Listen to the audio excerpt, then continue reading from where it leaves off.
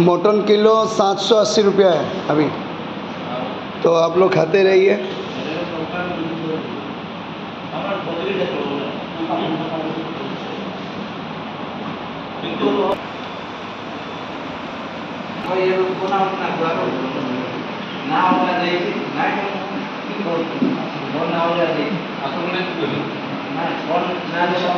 आयुब माझी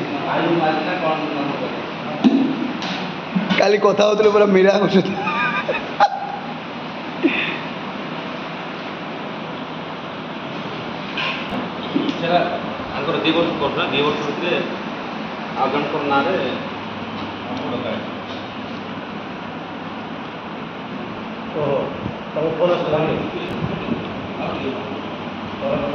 माया आज्ञा